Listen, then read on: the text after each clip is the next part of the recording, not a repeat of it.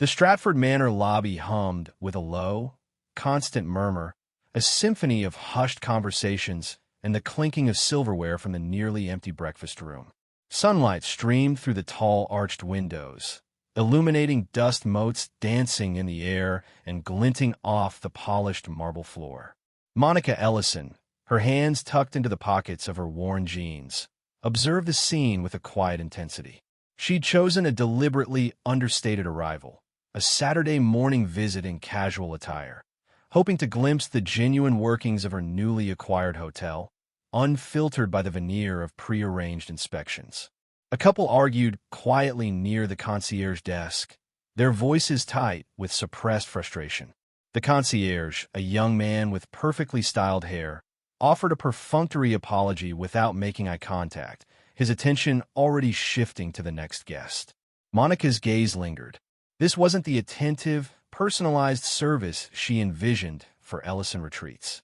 A flicker of unease, a cold knot tightening in her stomach, hinted that her impulsive purchase might have been a mistake.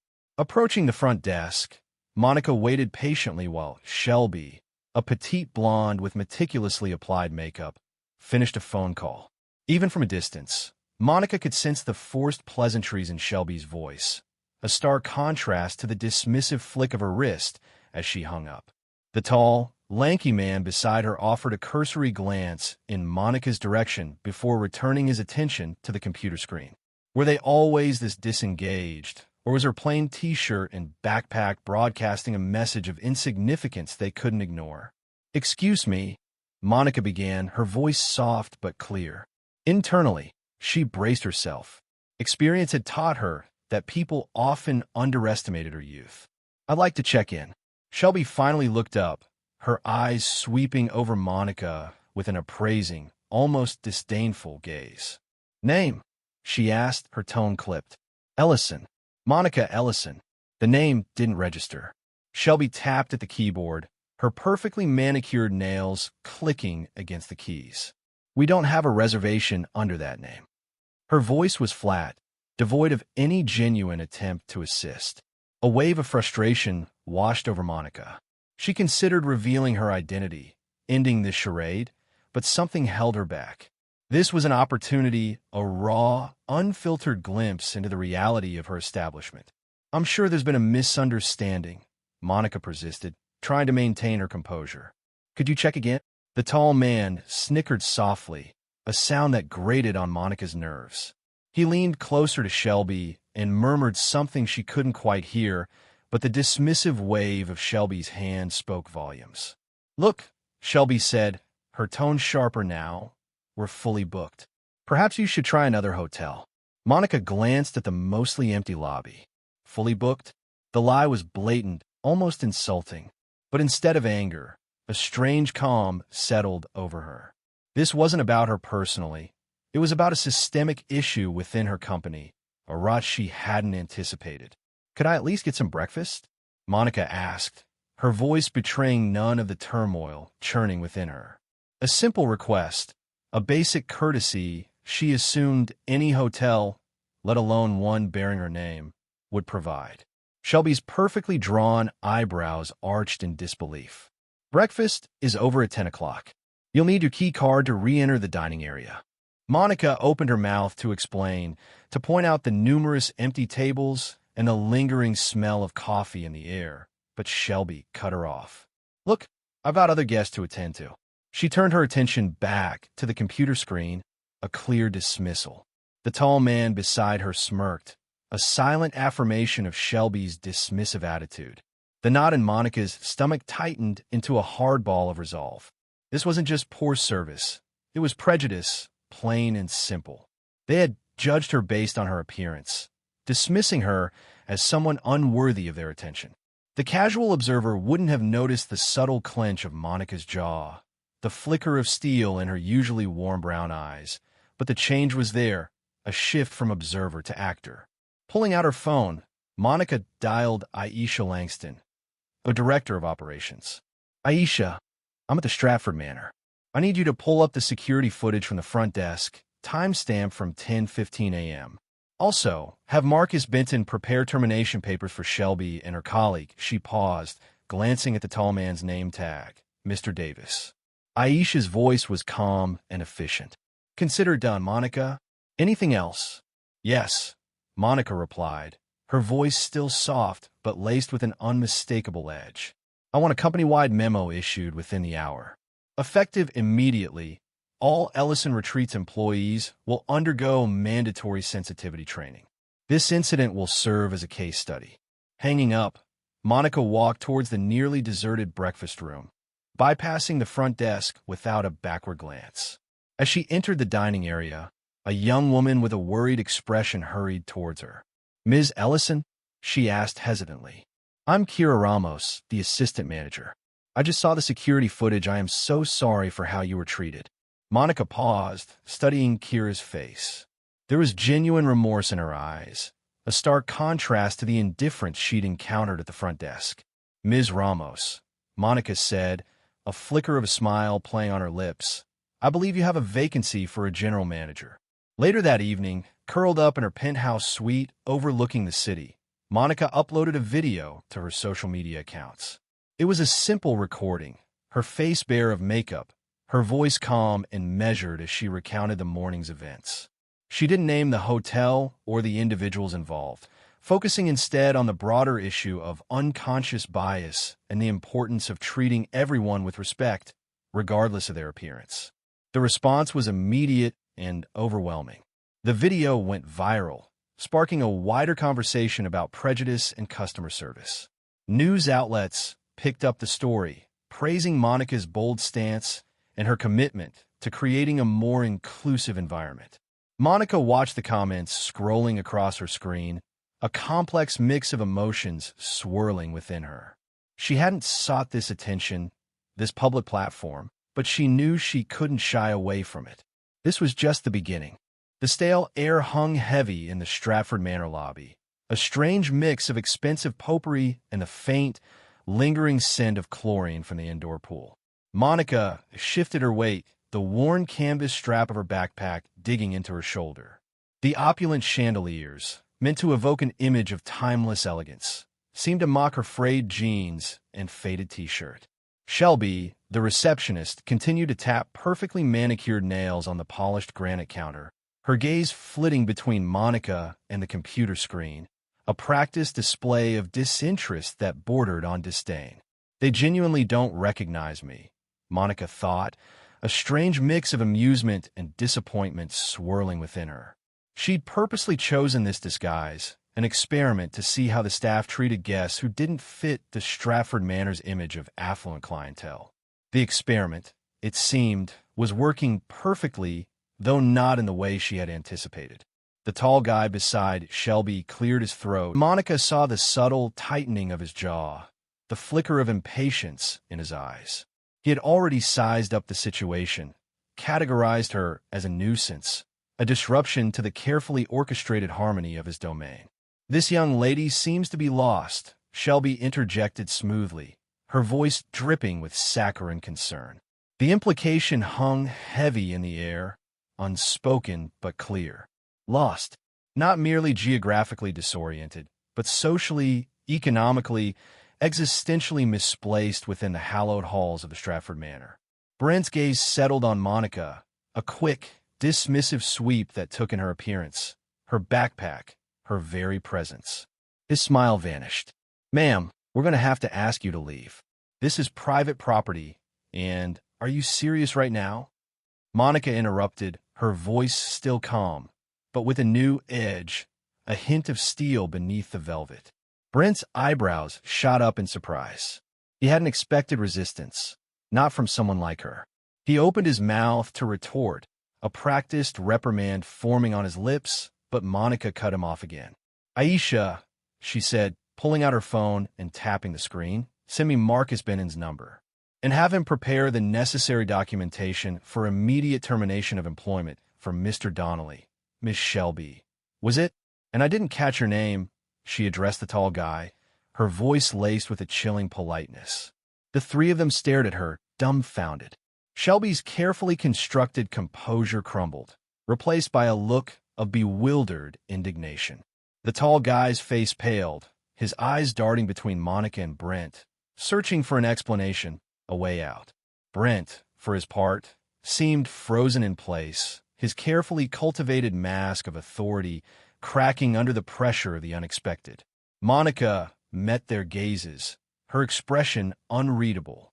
She felt a strange detachment, as if observing the scene from a distance. This isn't about revenge, she reminded herself. This is about accountability, about creating a culture of respect, not just for the wealthy, but for everyone. Within minutes, Aisha had responded with Marcus's contact information. Monica relayed the names and positions of the 3 employees, her voice crisp and efficient. There was a brief silence on the other end of the line, followed by a quiet, "Understood. I'll have the paperwork ready within the hour." As Monica ended the call, a figure emerged from a back office, her eyes wide with concern. "Ms. Ellison, I'm so sorry. I was just dealing with a situation." "I didn't realize," Kira Ramos, the assistant manager, trailed off, her gaze flicking nervously between Monica and the stunned faces of her superiors. Monica gave her a small, almost imperceptible nod. "Kira," she said, her voice softening slightly, "I'd like to see the security footage from the last hour." Later that evening, after reviewing the footage and promoting Kira to interim general manager, Monica sat in her suite, the city lights twinkling outside the panoramic windows. She opened her laptop and began to type, her fingers flying across the keyboard. The incident, captured on the hotel's security cameras, would soon be public. She knew the video would spark controversy, ignite debate, but she didn't hesitate. Sometimes, the only way to shine a light on the darkness is to create a spark. The biting wind whipped strands of Monica's dark hair across her face, a stark contrast to the stifling, perfumed air she'd just escaped. She stood on the cracked pavement outside the Stratford Manor, the hotel's faux Tudor facade looming above her, an ironic monument to a manufactured elegance. The heavy oak doors, recently polished to a gleam, seemed to mock her, a silent testament to the invisible barriers that kept people like her or the person she was pretending to be today out. She tucked a loose strand behind her ear, the small diamond stud in her lobe catching the weak afternoon sun. An ironic glint, she thought, considering the circumstances. A CEO disguised as a vagrant, locked out of her own kingdom. Inside her pocket, her phone vibrated. A small, almost imperceptible tremor against her leg. She pulled it out, the cool glass a stark contrast to the rising heat in her chest. It wasn't anger, not exactly. More a cold, analytical fire.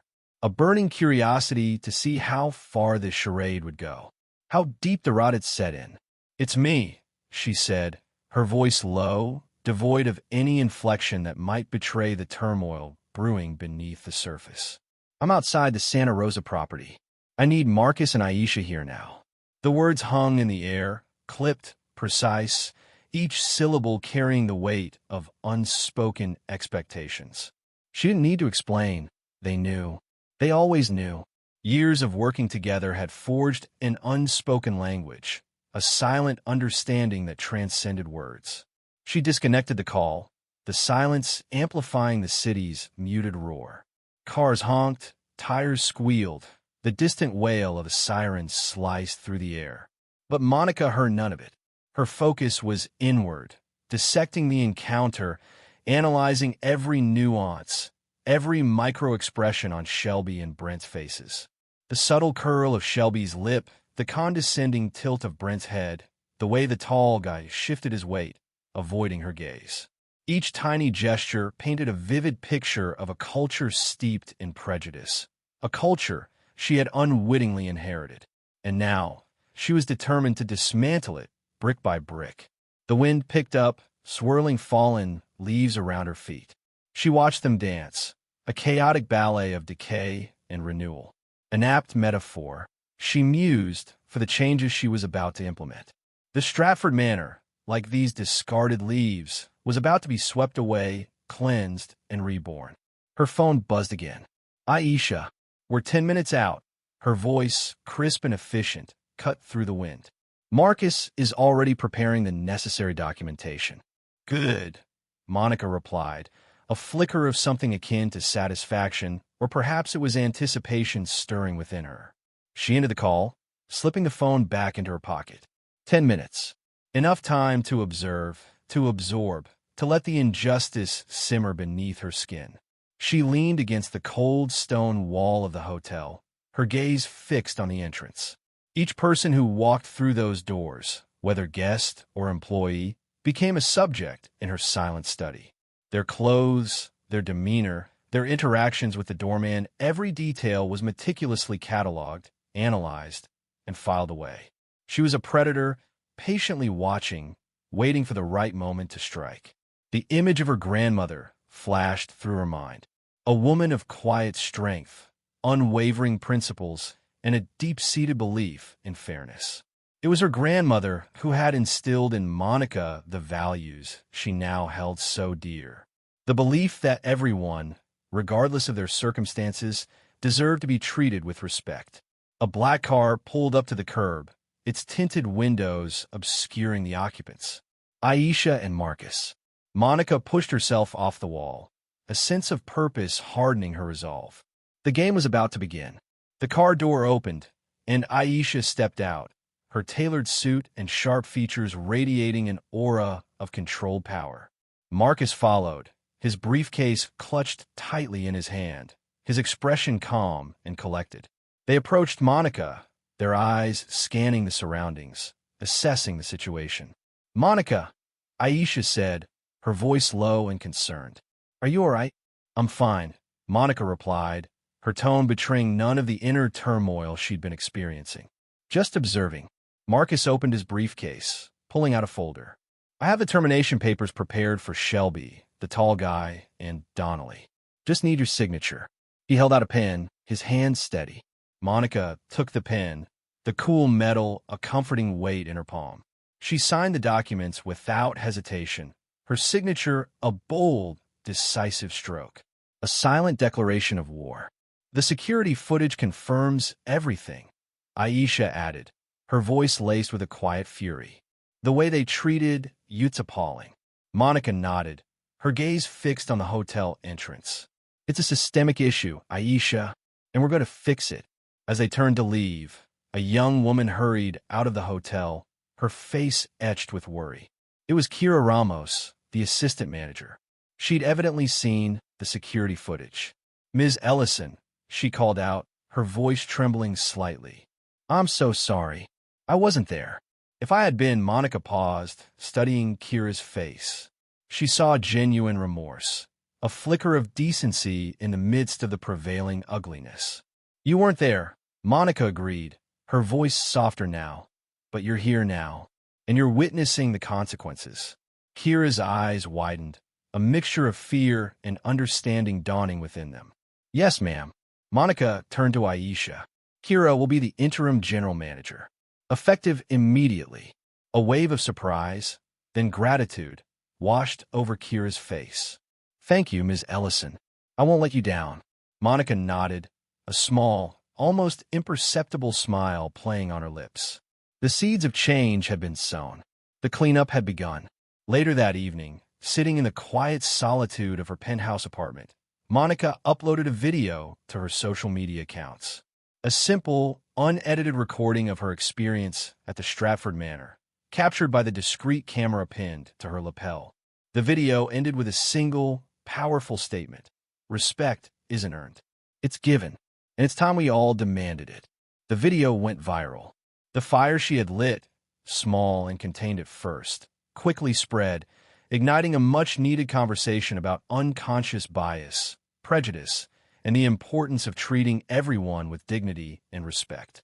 The Stratford Manor incident became a catalyst for change, not just within Ellison Retreats, but within the hospitality industry as a whole. And Monica, the young CEO, disguised as a vagrant, became a symbol of that change, a quiet warrior fighting for a better world, one act of defiance at a time. The revolving doors whispered as they ushered in a crisp autumn breeze, carrying with it the scent of rain-slicked pavement and the distant drone of city traffic. Monica held the door open, a subtle gesture that felt oddly powerful after the dismissive treatment she'd just received. Aisha Langston, Director of Operations for Ellison Retreats, and Marcus Benton, Legal Counsel, stepped inside, their faces carefully neutral.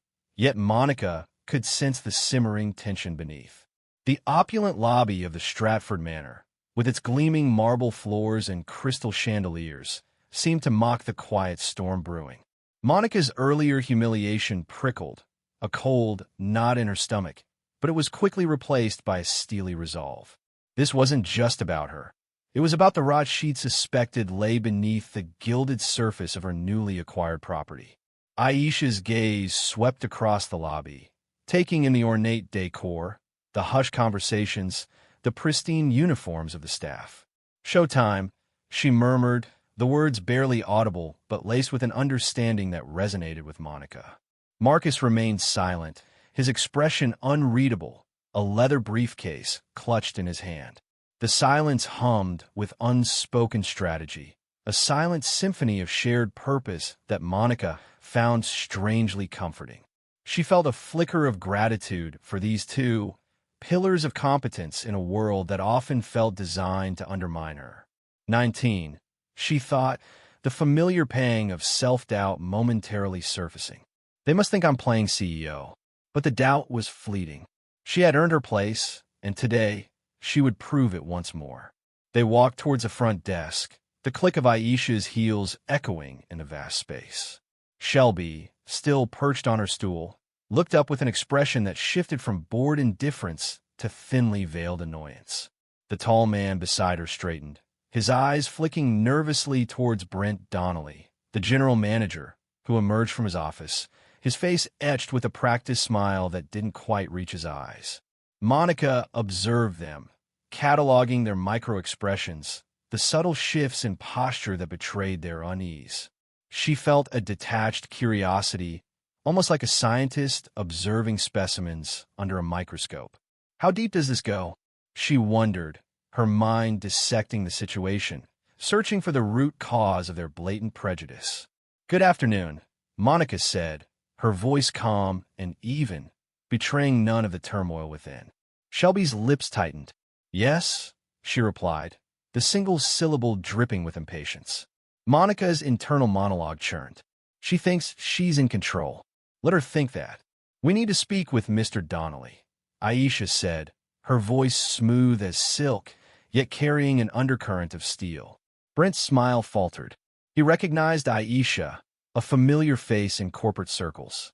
The recognition, however, seemed to amplify his unease rather than alleviate it. He sensed the shift in atmosphere, the subtle change in power dynamics, but he couldn't quite place it. "Is there a problem?" he asked, his gaze darting between Monica and Aisha. Marcus stepped forward, the briefcase clicking open. He extracted a folder thick with documents and placed it on the counter. The simple act felt weighted with significance, the silence amplifying its impact. "This is Monica Ellison," Marcus stated, his voice devoid of inflection. "CEO of Ellison Retreats, owner of this establishment. You asked her to leave the building." The words hung in the air, each syllable a hammer blow against the carefully constructed facade of polite indifference. Shelby's eyes widened, her carefully applied makeup failing to mask the sudden pallor of her skin. The tall man beside her seemed to shrink into himself, as if wishing he could become invisible. Brent's face went through a series of rapid transformations: confusion, disbelief, dawning horror. "I didn't," he stammered, the practiced charm dissolving into a flustered mess. Aisha's voice, sharp and precise, cut through his stammering. "You cut her off twice, Mr. Donnelly. You reinforce your staff's discriminatory behavior, based on nothing more than superficial assumptions." The silence that followed was thick with tension, broken only by the quiet rustle of paper as Marcus produced additional documents. Termination notices, crisp and impersonal, reflecting the swift and decisive action Monica had orchestrated. Monica watched their reactions, her own emotions a complex tapestry of satisfaction, anger, and a profound weariness. This is the reality, she thought, the ugly underbelly of privilege and prejudice. She felt a surge of determination. This incident wasn't just a personal affront. It was a symptom of a larger problem, a systemic bias that needed to be excised. The Stratford Manor, her Stratford Manor, would be different. Later that evening, the glow of her laptop screen illuminated Monica's face. She uploaded a video, a raw and unedited account of her experience. She spoke directly to the camera, her voice calm and measured, recounting the events of the day, exposing the casual cruelty she had encountered. She didn't shy away from the humiliation, the sting of being dismissed and judged. Let them see, she thought, let them see what happens behind the closed doors of their perfect world. The video ended with a simple message. Respect isn't earned through appearances. It's a fundamental right. As she clicked the post button, Monica felt a sense of release, a weight lifted from her shoulders. The video would undoubtedly generate controversy, criticism, and perhaps even backlash. But it was a necessary step, a catalyst for change. She had a platform, a voice, and she wouldn't be silent. The fight for respect, for dignity, had just begun. The quiet storm she had carried within her was finally unleashed, and she knew, with a chilling certainty, that would reshape the landscape of her world. The silence that followed Brent Donnelly's dismissive words hung heavy in the opulent lobby of the Stratford Manor. Crystal chandeliers glittered, oblivious to the raw tension crackling in the air. Monica Ellison stood motionless, the worn canvas backpack slung over her shoulder, a stark contrast to the polished marble floors. Her outward stillness, however, belied the whirlwind of thoughts and emotions churning within. Disappointment warred with a grim satisfaction. This was it. This was the reality behind the carefully crafted image of luxury her newly acquired hotel projected. This was the rot she needed to excise. She hadn't expected the sting of Shelby's dismissiveness to resonate so deeply. It was a familiar echo of countless other subtle dismissals, the kind a young woman in a man's world learned to navigate. But this time it was different. This time, she held the power. A faint flicker of a smile played on her lips, barely perceptible. "You're done, Brent. You're terminated." The words were quiet, almost conversational, yet they held the weight of absolute authority. Brent's face crumpled, his carefully constructed facade of professional composure shattered, revealing a panicked confusion beneath. He stammered, tried to form a coherent sentence, a defense. But the words wouldn't come. He looked at Shelby, as if seeking an ally in this sudden, inexplicable turn of events, but she remained frozen, her eyes wide with dawning comprehension. Monica pulled out her phone, the cool glass a stark contrast to the heat rising in her chest. "Aisha," she said, her voice crisp and businesslike, "I need you to initiate termination proceedings for Brent Donnelly, Shelby." She paused, glancing at the name tag on the other front desk employee, and Mr. Hayes. "Gross misconduct, effective immediately." She listened for a moment to the calm, efficient voice on the other end of the line, the familiar reassurance of competence in a sea of incompetence. "And Marcus," she continued, handing the phone to Brent, who still stood there, dumbfounded, "will be in touch shortly with the necessary paperwork." Brent's hand trembled as he took the phone, his face a mask of disbelief. He opened his mouth to speak, but Monica cut him off with a look that brooked no argument. He shuffled away, his shoulders slumped, the weight of his dismissal heavy on him. Shelby remained rooted to the spot, her face pale. Her eyes darted nervously between Monica and the departing Brent. The realization of her own precarious situation was slowly dawning on her. She opened her mouth to speak, but Monica simply raised a hand, silencing her. "Mr. Hayes," Monica said, her voice cold, "I suggest you follow Mr. Donnelly. Marcus will need to speak with you as well." The tall man, Hayes, hesitated for a moment, then quickly followed Brent, his face etched with fear. The lobby, which had been bustling with activity only moments before, now felt eerily silent. The remaining staff members watched from a distance, their faces a mixture of shock and apprehension. The air thrummed with unspoken questions, with a sudden shift in power dynamics. A figure emerged from a back office. Her steps hurried, her expression concerned. It was Kira Ramos, the assistant manager. "What's going on?" she asked, her gaze sweeping over the scene, taking in the empty front desk, the departing figures of Brent and Hayes, and the quiet intensity radiating from Monica. "I saw what happened," Kira said, her voice low. She had been reviewing the security footage, the digital record of the casual cruelty inflicted upon a guest, upon the owner herself. Shame washed over her. Shame for the behavior of her colleagues, and shame for her own absence.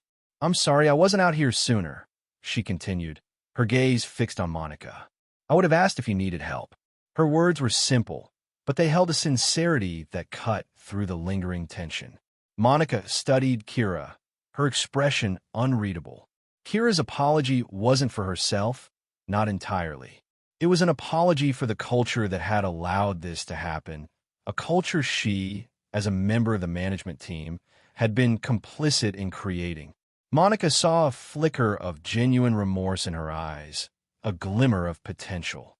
"Kira," Monica said, a new note of warmth entering her voice. "As of this moment, you're the interim general manager of this hotel." Kira blinked, surprised. "I don't understand." Monica offered a small, genuine smile. "You saw what happened. You understand the problem. I believe you can be part of the solution." Kira's surprise slowly morphed into a quiet determination. She straightened her shoulders, a newfound confidence in her posture. "I won't let you down," she said, her voice firm. Later that evening, Monica sat in her suite, the city lights twinkling outside the panoramic windows. She uploaded a video to her social media accounts. It was the security footage from the lobby, the raw, unedited recording of her encounter with Shelby, Hayes, and Brent. She added a simple caption. "Sometimes you need to see it to believe it. Let's talk about respect." The video went viral. The Greasy Spoon diner hummed with a low thrum of conversation and the clatter of cutlery. Fluorescent lights buzzed overhead, casting a sterile glow on the worn Formica tables. The smell of stale coffee and frying bacon hung heavy in the air, a scent Monica had once associated with comfort, with survival. She stirred her lukewarm coffee, the metallic tang clinging to the back of her throat, a stark contrast to the rich aroma of the Ethiopian yirgacheffe she usually enjoyed in the mornings. This place, this tonit, was a ghost of her past, a tangible reminder of how far she'd come. Modesto, a name that echoed with the hollowness of hunger and the sting of rejection. 5 years ago, this diner had been her office, her sanctuary, the only place that offered a flicker of warmth in a world that seemed determined to extinguish her spark. Back then, her dreams had been as flimsy as the paper napkin she used to sketch her designs on, her ambitions fueled by desperation and a fierce refusal to be broken. Ellison Retreats, it had started here, amidst the chipped mugs and sticky menus, a whisper of an idea born from the stark realization that even in the bleakest of circumstances, everyone deserved a moment of respite, a sanctuary. Now, the irony wasn't lost on her. The CEO of a luxury hotel chain, sitting in a dusty diner, banished from one of her own establishments. A wry smile touched her lips. Banished. Such a dramatic word. Yet it captured the essence of the experience. Shelby's disdain, the tall guy's silent complicity, Brent Donnelly's condescending dismissal, they had all conspired to erase her, to render her invisible.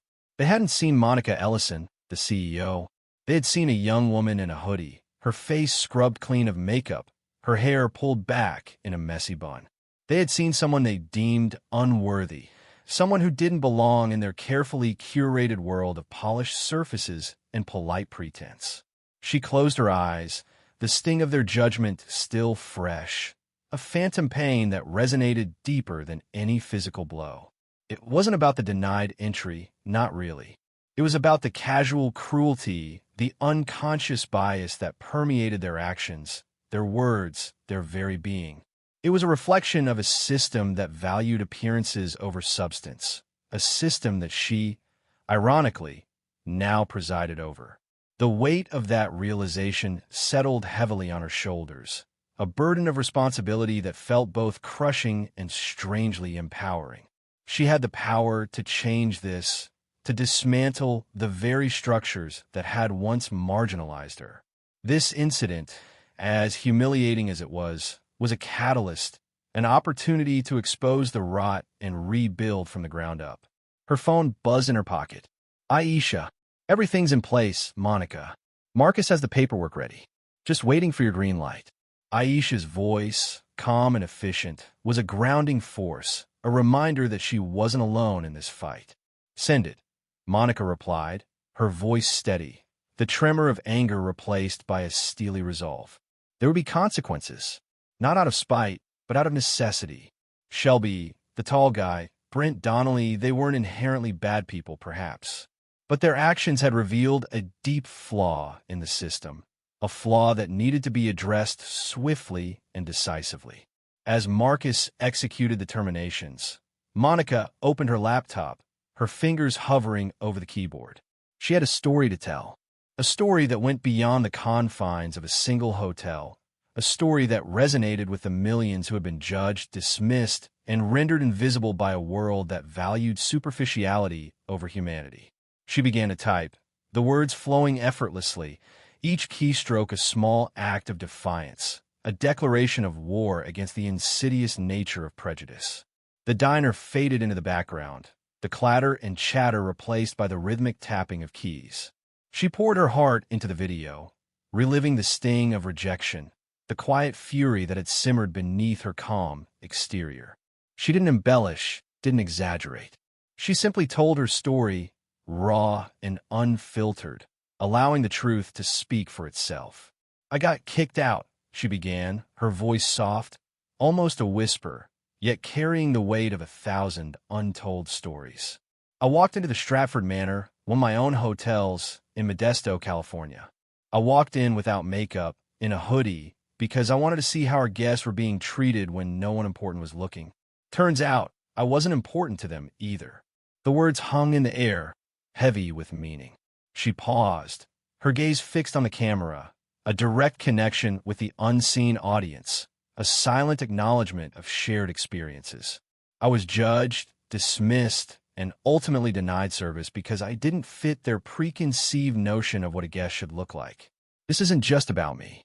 This is about everyone who has ever been made to feel less than, unworthy, invisible. This is about the unconscious bias that permeates our society, that dictates who is worthy of respect and who is not. Quiet determination. She took a deep breath and began to speak, her words echoing the very sentiments Monica had just expressed in her video. And in that moment, amidst the clatter of the diner and the ghosts of her past, Monica felt a surge of hope. Perhaps, just perhaps, this was the beginning of something truly transformative. The cursor blinked, a malevolent little eye in the digital darkness. Monica stared at it, the faint glow reflecting in the polished obsidian surface of her desk. She could almost feel the weight of 1,000 gazes on her, a silent, expectant audience poised on the other side of the screen. This was it. Time to speak. She took a slow, measured breath, the kind her yoga instructor had taught her: inhale calm, exhale fear. A faint tremor still lingered in her hands, a phantom echo of the humiliation she'd swallowed just hours ago. But fear wasn't a luxury she could afford. Not now. Not ever. With a decisive click, she launched the all-staff meeting. Faces flickered onto the screen, a mosaic of expressions: curiosity, apprehension, perhaps even a touch of boredom. It was a familiar sight.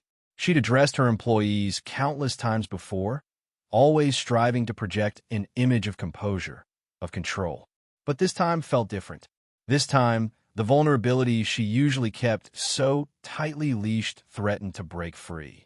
"Good morning, everyone," she began, her voice surprisingly steady. A small, almost imperceptible nod to Aisha Langston, her director of operations, flickered in the corner of the screen, a silent reassurance. Aisha's unwavering support was a lifeline in this sea of uncertainty. Monica appreciated her implicit understanding, the way she anticipated her needs without a single word spoken. As some of you may know, Monica continued, her gaze sweeping across the digital crowd. I recently visited the Stratford Manor. Incognito, a ripple of murmurs, barely audible, went through the virtual room. She saw a few widened eyes, some furrowed brows. Good. They were listening. I walked into one of our hotels looking exactly like this. She gestured vaguely at herself, at the worn jeans and faded hoodie she hadn't bothered to change out of. The clothes were a deliberate choice, a stark reminder of the assumptions people made based on appearances. The memory of Shelby's dismissive sneer, the tall guy's condescending smirk, still stung. But the hurt was now fuel, igniting a quiet fire in her belly. I was ignored, then dismissed, then removed, she stated, each word falling like a stone into a still pond. The ripples of shock were more pronounced now, spreading across the faces on the screen. I was treated not as a guest, not even as a human being, but as an inconvenience. The silence stretched, thick and heavy. She could almost hear the frantic whirring of mental gears as her employees processed her words. She allowed the silence to hang in the air, letting it sink in before she continued. This company, she said, her voice gaining strength, was built to be different. Her words resonated with a new conviction. It wasn't just a corporate slogan anymore. It was a promise she was determined to keep. Ellison Retreats is founded on the principles of respect, inclusivity, and genuine hospitality. We are not in the business of judging people based on how they look, how they dress, or how much money they have. Her gaze sharpened, her tone hardening ever so slightly. What happened at Stratford Manor was a direct violation of those principles, and it will not be tolerated. She paused, letting the gravity of her words sink in. Effective immediately, Shelby and the other gentleman at the front desk, she said, a deliberate avoidance of the tall guy's name, a subtle but pointed signal of her disapproval, are no longer employed by Ellison Retreats. Mr. Donnelly's position as general manager is also under review. The chat window, which had been dormant until now, erupted in a flurry of messages. Monica ignored them, keeping her focus on the faces before her. Understand that unconscious bias is a real issue, she continued, her voice softening slightly. We all have our preconceived notions, but it's our responsibility to acknowledge those biases and actively work to overcome them. Her mind flashed back to the conversation with Marcus Benton, their legal consultant, meticulously outlining the legal implications of her actions. She'd anticipated the potential backlash, the accusations of rash judgment. But she was prepared. She had the documentation, the evidence, and most importantly, the unwavering conviction that she was doing the right thing. That's why, starting next week, all Ellison Retreats employees will participate in mandatory bias training, she announced. The chat window exploded again, this time with a mixture of confusion, anxiety, and even outrage. Monica took another deep breath, steeling herself. This was going to be a long and difficult process, but she was committed to seeing it through. This isn't just about ticking a box, she clarified, her voice firm but compassionate. This is about creating a culture where everyone feels welcome, respected, and valued. This is about building a company that truly lives up to its ideals. A small, genuine smile touched her lips. I know this won't be easy, but I believe in each and every one of you. And I know that together, we can make Ellison Retreats a shining example of what true hospitality means. As the meeting drew to a close, a new face appeared on the screen. Kira Ramos, the assistant manager at Stratford Manor. The woman whose absence had only amplified the initial humiliation. Ms. Ellison, Kira began, her voice laced with genuine remorse. I just wanted to apologize. I was off-site during the incident, but I've reviewed the security footage. I'm deeply ashamed by what happened. It was unacceptable.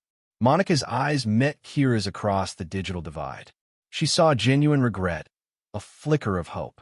The meeting ended. The screen went dark. Monica leaned back in her chair, exhaustion settling over her like a heavy blanket. But beneath the fatigue, a flicker of satisfaction glowed. She'd made a stand. She'd taken a risk, and she knew, with a certainty that settled deep in her bones that she'd made the right decision. Later that evening, Monica posted a video online, a raw, unfiltered account of her experience at Stratford Manor. She didn't shy away from the humiliation, the anger, the frustration. She spoke directly to the camera, her voice vulnerable yet resolute. Within hours, the video went viral. Ellison Retreat's respect for all bias training became trending topics. The internet buzzed with a mix of praise, criticism, and heated debate. But one thing was clear. Monica Ellison, the quiet, enigmatic CEO, had started a conversation. A conversation that needed to be had.